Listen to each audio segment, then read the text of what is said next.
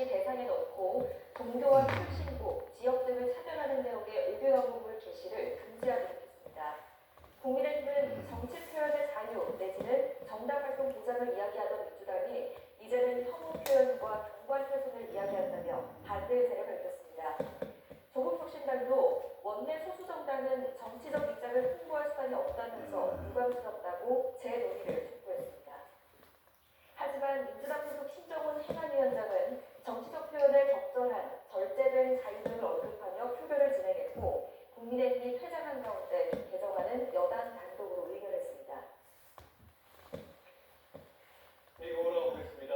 백악관 근처에서 주 방위군에게 총격을 가한 용의자가 서부에서 대륙을 횡단해 워싱턴 DC에서 범행에 나선 것으로 조사했습니다. 트럼프 행정부는 우려국 출신 모든 영주권자에 대한 재조사에 나서겠다고 밝혔는데요. 반이민 정책을 더욱 강화할 것으로 보입니다. 워싱턴으로 와보겠습니다. 홍상희 특파원. 오늘 관계 기관 합동 브리핑이 있었다고 들었는데요. 현장 상황 좀 어떻습니까? 네, 총격 사건 이틀째 또 추수감사절인 오늘 사건이 일어난 백악관 북서쪽 현장 통제는 해제가 됐습니다. 남녀 주 방위군 병사 2명이 순찰을 하다가 총격을 당한 현장에는 성조기와 꽃다발이 놓여있는 모습도 확인을 할 수 있었습니다.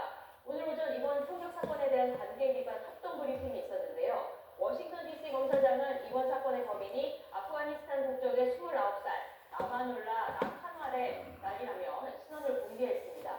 지금 보시는 사진이 라칸왈의 모습인데요. 지난 2021년 9월 입국한 용의자는 권총 357 스미스 앤 웨슨 리볼버로 방위군 2명에게 발포를 했고 쓰러진 병사들에게도 여러 발의 총을 쏜 것으로 확인이 됐습니다.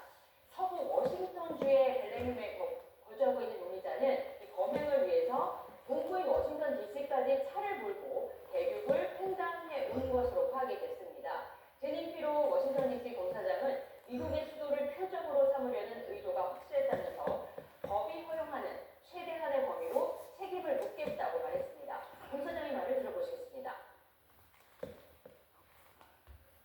Is you pick the wrong target, the wrong city, and the wrong country, and you will be sorry for the violence and the evil that you perpetrated in our nation's capital.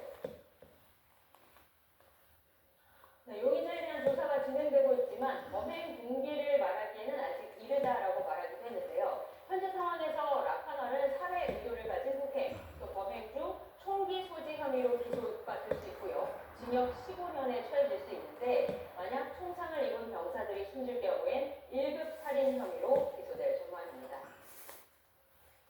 네, 피격당한 병사들의 지금 상태는 어떻습니까?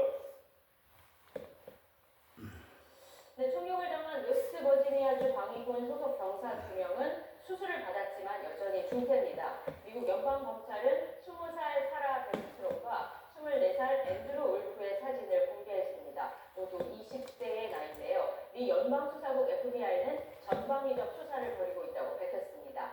캐시 파텔 FBI 국장은 이번 총격 사건은 연방법 집행관에 대한 공격이라면서 워싱턴 DC 연방검찰은 물론 법 집행기관들과 함께 증거 수집과 한문 조사를 진행하고 있다고 밝혔습니다. 또 용의자의 거주지를 포함한 전국 지역에서 어제부터 지금까지 압수수색을 진행하고 있다고 설명했는데요. 특히 라칸왈이 아프가니스탄 칸다하르에서 미 중앙정보국 CIA에 협력해 조 바이든 행정부 당시 미국에 입국했다면서 해외와 미국 내 관련자에 대한 조사도 함께 진행하고 있다고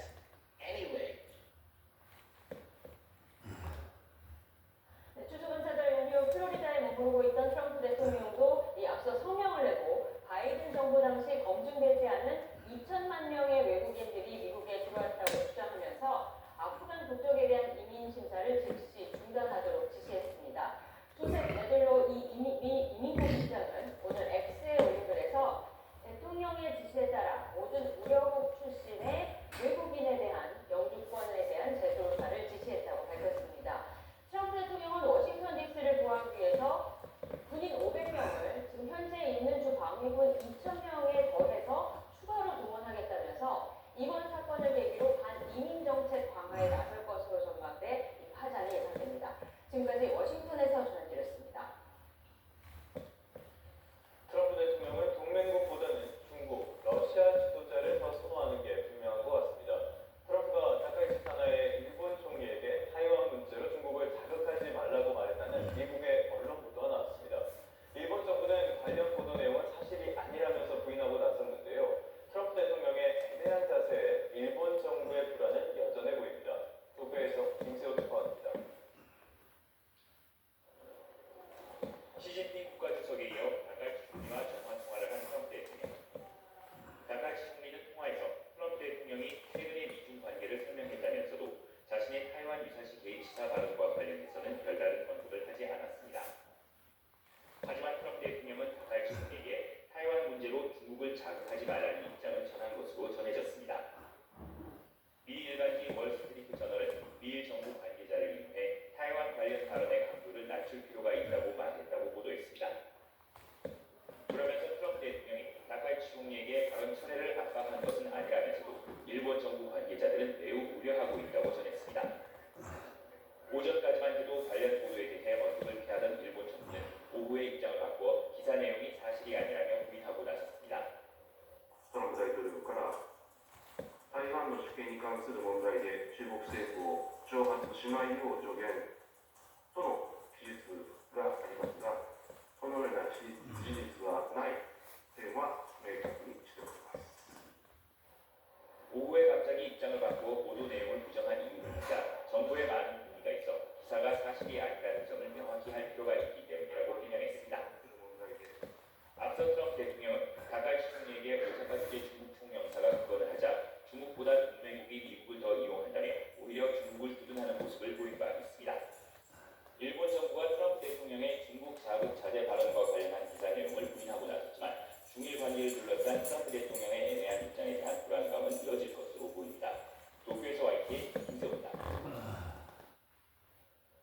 다음 소식입니다.